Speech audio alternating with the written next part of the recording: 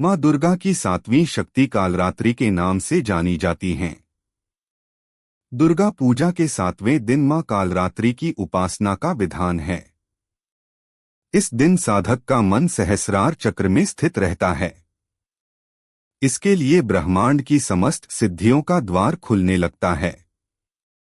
देवी कालरात्रि को व्यापक रूप से माता देवी, काली, महाकाली, भद्रकाली, भैरवी, मृत्यु रुद्राणी, चामुंडा, चंडी और दुर्गा के कई विनाशकारी रूपों में से एक माना जाता है।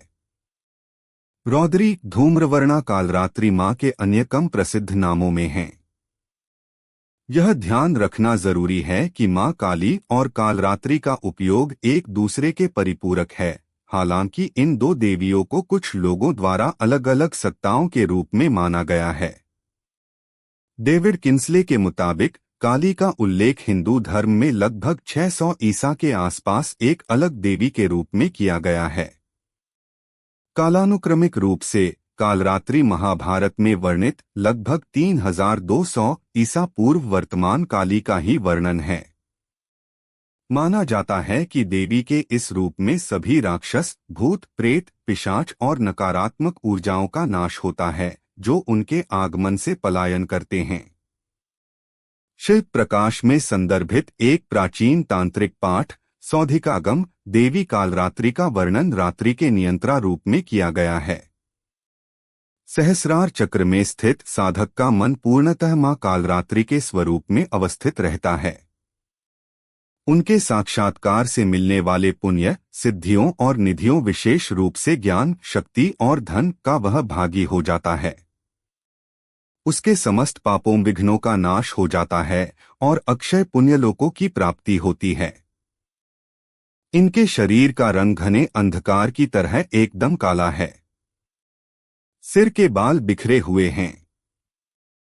गले में विद्युत की तरह चमकने वाली माला है। इनके 3 नेत्र हैं। ये तीनों नेत्र ब्रह्मांड के सदृश गोल हैं। इनसे विद्युत के समान चमकीली किरणें निःसृत होती रहती हैं। मां की नासिका के श्वास प्रश्वास से अग्नि की भयंकर ज्वालाएं निकलती रहती हैं। अपने पर्वत के समान दोनों स्तन से असुरों को धक्का देकर अंत करती हैं।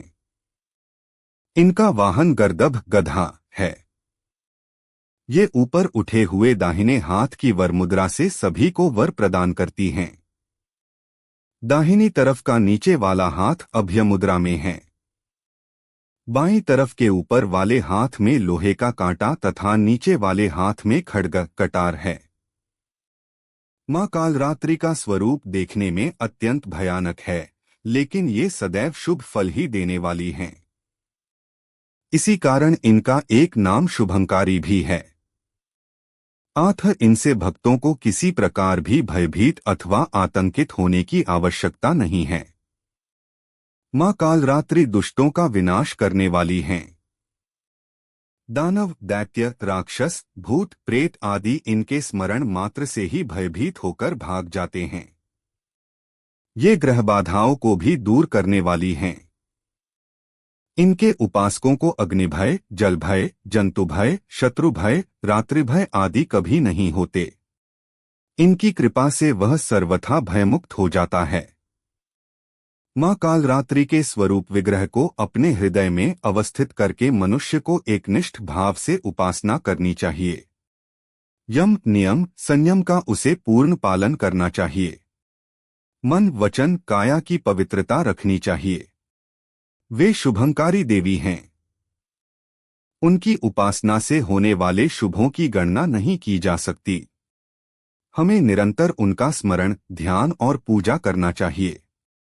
नवरात्रि की सप्तमी के दिन मां कालरात्रि की आराधना का विधान है। इनकी पूजा अर्चना करने से सभी पापों से मुक्ति मिलती है व दुश्मनों का नाश होता है, तेज बढ़ता है। प्रत्येक सर्वसाधारण के लिए आराधना योग्य यह श्लोक सरल और स्पष्ट है। मां जगदम्बे की भक्ति पाने के लिए इसे कंठस्थ कर नवरात्रि में 7वें दिन इसका जाप करना चाहिए।